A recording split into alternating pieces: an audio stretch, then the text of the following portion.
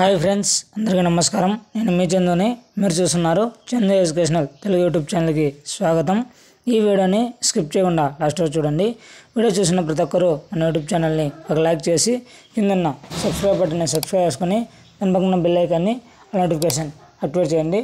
ఈరోజు మన టాపిక్ వచ్చి ఎట్టకేలకు గుడ్ న్యూస్ అనేది రావడం జరిగింది.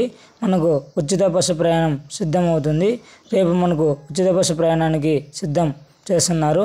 ప్రభుత్వం నుంచి చంద్రబాబు నాయుడు ప్రకటన చేయబోతున్నారు. రేపు సీఎం వద్ద సమీక్ష జరుగుతుంది. కూటమి ప్రభుత్వం ఎన్నికల వేళ ఇచ్చిన కీలక హామీలలో మహిళలకు ఉచిత బస్సు ప్రయాణం ఒకటి. దీని అమలుపై ఆర్టీసీ అధికారులు అధ్యయన నివేదికను సిద్ధం చేస్తున్నారు.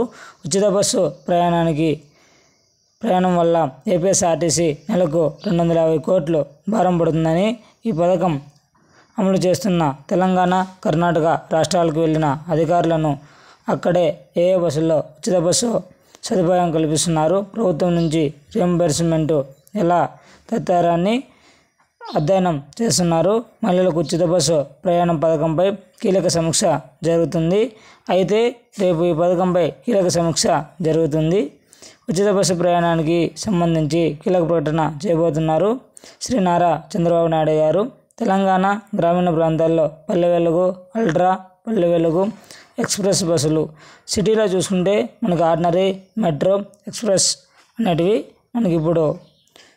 మనకి ఉచిత బస్సు ప్రయాణానికి సిద్ధమవుతున్నట్లు రేపు మనకి చంద్రబాబు నాయుడు గారు కీలక ప్రకటన చేయబోతున్నారు. ఇది ఫ్రెండ్స్ మనకి లేటెస్ట్ ఇన్ఫర్మేషన్. ఈ వీడియో నచ్చితే లైక్ చేయండి, షేర్ చేయండి, సబ్స్క్రైబ్ చేయండి. Thanks for watching video.